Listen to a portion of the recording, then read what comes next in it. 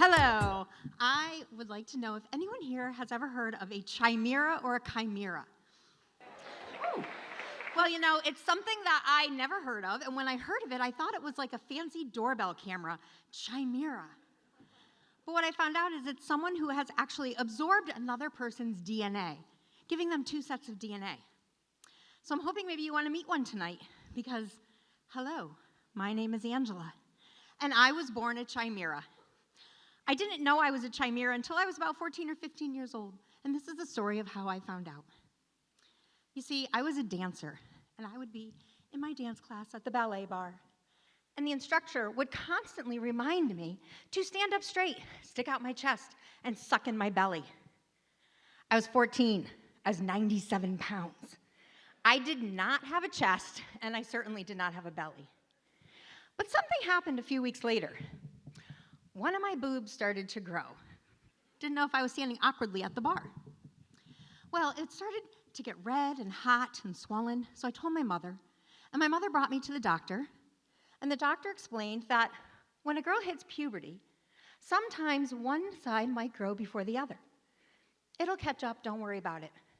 So I went back to my ballet class with my one mosquito-bitten boob, and again, the teacher embarrassed me. She said, "Angela, you look like an Ethiopian child.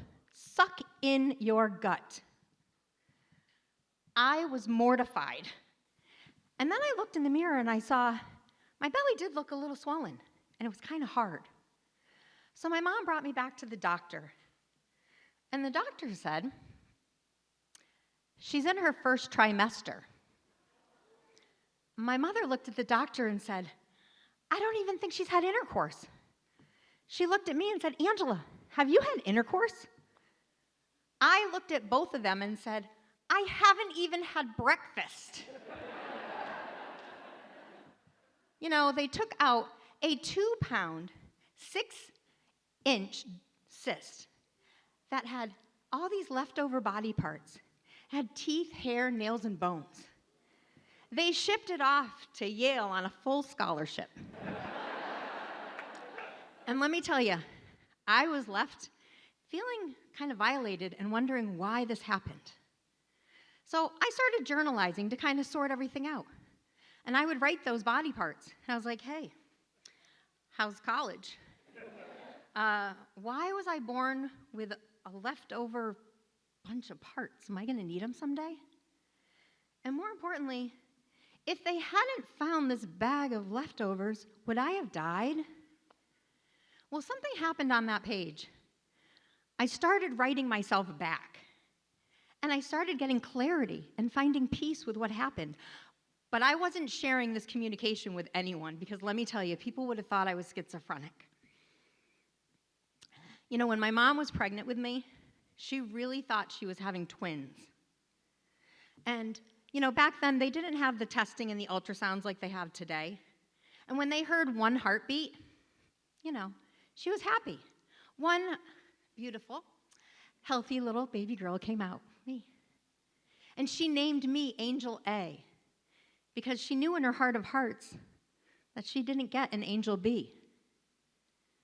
But at 15 years old, I met Angel B on the page, and we became best friends. I am literally my own best friend. It's so cool. I'm never lonely. I am my own doppelganger. But you know what? The results from Yale came in and started to make a lot of sense to all of us, because what they took out of me was actually called a dermoid cyst. And a dermoid cyst is actually a twin that was in utero that didn't develop. I literally ate my twin in the womb.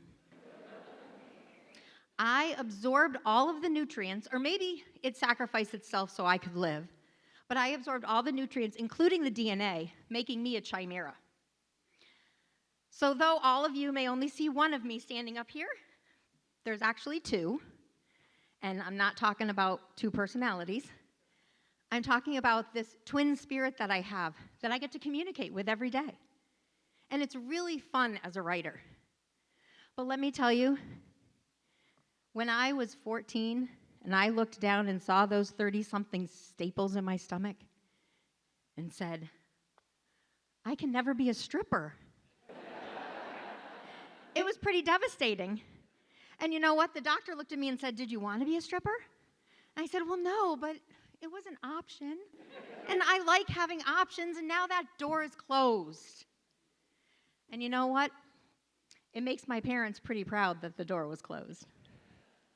Thank you.